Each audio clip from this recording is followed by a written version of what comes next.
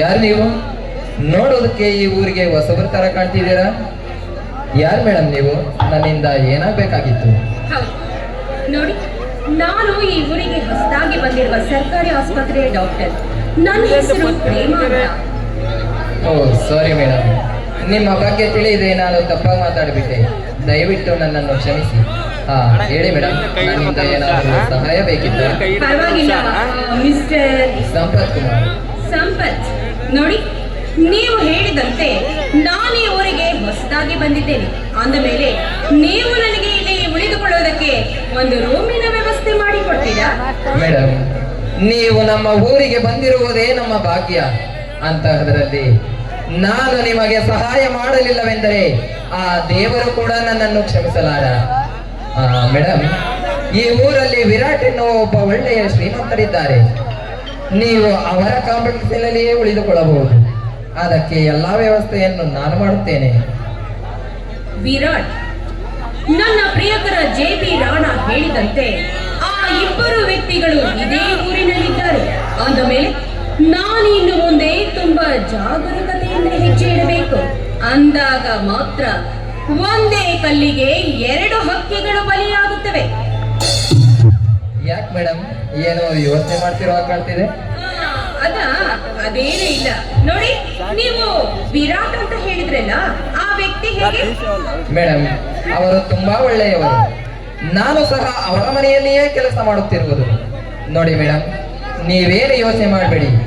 ನಿಮಗೆ ಯಾವುದೇ ರೀತಿ ಸಮಸ್ಯೆ ಬರದ ಹಾಗೆ ನೋಡಿಕೊಳ್ಳುವ ಭಾರ ನನ್ನದು.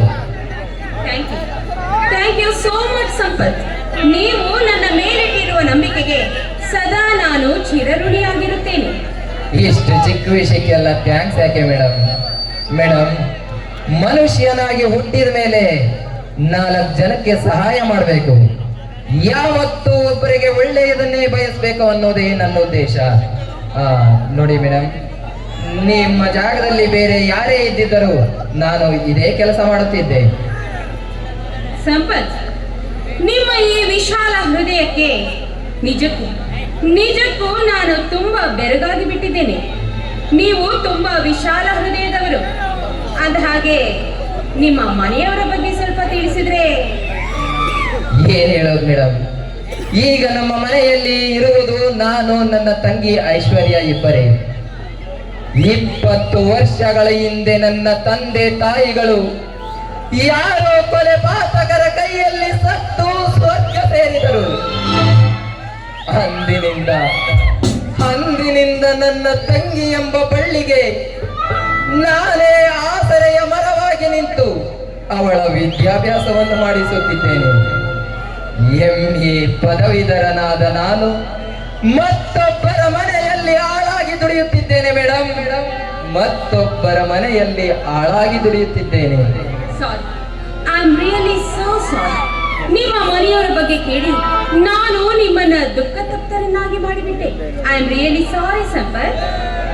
ಇರಲಿ ಬಿಡಿ ಮೇಡಮ್, ನನ್ನ ಪರಿಸ್ಥಿತಿ ನಿಮಗೆ ತಿಳಿದಿದ್ದರೆ ನೀವು ಏನು ಕೇಳುತ್ತಿರಲಿಲ್ಲ, ನಾನು ಸಹ ಏನೂ ಹೇಳುತ್ತಿರಲಿಲ್ಲ. ಅಂದ ಹಾಗೆ ತಾವು ನೋಡಿ ಸಂಪತ್, ನನಗೆ ತಂದೆ ತಾಯಿ ಬಂಧು ಬಳಗ ಅಂತ ಯಾರು ಇಲ್ಲ. ನಾನು ಕೂಡ ಒಬ್ಬಳ ಅನಾಥೇನೆ. ಅಷ್ಟೇ ಅಲ್ಲ, ಹೇಗೋ ಕಷ್ಟಪಟ್ಟು ಓದಿ ಡಾಕ್ಟರ್ ಕೆಲಸ ಮಾಡಿಕೊಂಡು ಜೀವನವನ್ನ ಮಾಡ್ತಾ ಇದ್ದೇನೆ. ಅಂದ ಹಾಗೆ ನೀವು ನನ್ನದೊಂದು ಮಾತು ನೆರವೇರಿಸ್ತೀರಾ? ಅದೇ ಕೇಳಿ ಮೇಡಮ್, ನನ್ನ ಕೈಲಾಗುವುದಾದರೆ ನಾನು ಖಂಡಿತವಾಗಿಯೂ ಸಹ ನೆರವೇರಿಸುತ್ತೇನೆ. ಅಂದ ಮೇಲೆ ಮೊದಲು ನೀವು ನನ್ನನ್ನ ಮೇಡಮ್ ಅನ್ನೋದನ್ನ ನಿಲ್ಲಿಸಬೇಕು. Okay madam. ಇದನ್ನೇ ನಾನು ಬೇಡ ಅಂತ ಹೇಳಿದ್ದು. ಸಾರಿ, ಇನ್ನು ಮುಂದೆ ಪ್ರೇಮ ಅಂತಾನೆ ಕರೀತೇನೆ, ಸರಿನಾ? ಅಷ್ಟೇ ಅಲ್ಲ ಸಂಪತ್, ನೋಡಿ, ಅನಾಥಳಾದ ನಾನು ನಿಮ್ಮನ್ನೇ ಮದುವೆಯಾಗಬೇಕು ಅಂತ ತೀರ್ಮಾನ ಮಾಡಿದ್ದೇನೆ. ಪ್ರೇಮ, ಕಣ್ಣಿಗೆ ಕಾಣದೇ ಇರೋ ಪರಪುರುಷರ ಗುಣವನ್ನರಿಯದೆ ಕೇವಲ ನಿನ್ನ ಸುಖಕ್ಕಾಗಿ ನನ್ನಂತಹ ಅಪರಿಚಿತ ಪುರುಷನನ್ನು ಮದುವೆಯಾದರೆ ಈ ಸಮಾಜ ನಿನ್ನನ್ನು ಕೆಟ್ಟ ದೃಷ್ಟಿಯಿಂದ ನೋಡುತ್ತದೆ. ಪ್ರೇಮ, ನೋಡಿ, ಅದೇನೇ ಇರಲಿ, ಅನಾಥಳಾದ ನಾನು ನಿಮ್ಮನ್ನ ಕಂಡಾಕ್ಷಣ ನಿಮ್ಮನ್ನೇ ಮದುವೆಯಾಗಬೇಕು ಅಂತ ತೀರ್ಮಾನ ಮಾಡಿದ್ದೇನೆ. ಸಂಪತ್, ಇನ್ನು ಮುಂದೆ ನಿಮ್ಮ ಬಾಯಿಂದ ಬರುವ ಒಂದೊಂದು ಮಾತುಗಳು ನನ್ನ ಪಾಲಿಗೆ ಸಿಹಿ ಮುತ್ತಿನ ಕಾಣಿಕೆಗಳು. ಅಷ್ಟೇ ಅಲ್ಲ, ಇನ್ನು ಮುಂದೆ ಈ ನಮ್ಮ ಸಂಸಾರ ನಗುವ ಮಲ್ಲಿಗೆ ಹೂವಿನ ಹಾರ ಇದ್ದ ಹಾಗೆ ಸಂಪತ್. ಇಲ್ಲ ಪ್ರೇಮ, ತಂದೆ ತಾಯಿ ನೆರಳೇ ಗೊತ್ತಿಲ್ಲದೆ ಅನಾಥಳಾಗಿ ಬೆಳೆದು ನಿಂತಿರುವ ನನ್ನ ತಂಗಿಯ ಮದುವೆ ಮಾಡುವ ತನಕ ನಾನು ಮದುವೆಯಾಗಲು ಸಾಧ್ಯವಿಲ್ಲ ಪ್ರೇಮ, ಸಾಧ್ಯವಿಲ್ಲ. ಆಯ್ತು ಸಾಹೇಬ್ರೆ, ನಿಮ್ಮ ತಂಗಿ ಅಂದ್ರೆ ನನ್ನ ನಾದಿನಿ ಅವಳ ಮದುವೆ ಆದ್ಮೇಲೆ ನಾವು ಮದುವೆ ಆಗೋಣ, ಓಕೆನಾ? ಹಾಗೆ ಆಗಲಿ ಪ್ರೇಮ. ನಮ್ಮಿಬ್ಬರ ಮದುವೆಯ ಶುಭ ದಿನಗಳು ಎಷ್ಟೇ ದೂರವಿದ್ದರೂ ನಮ್ಮ ಪ್ರೀತಿ ಪ್ರೇಮದ ಅನುದಿನಗಳು ಅಷ್ಟೇ ಹತ್ತಿರವಾಗಿರಬೇಕು ಅಲ್ಲವೇ?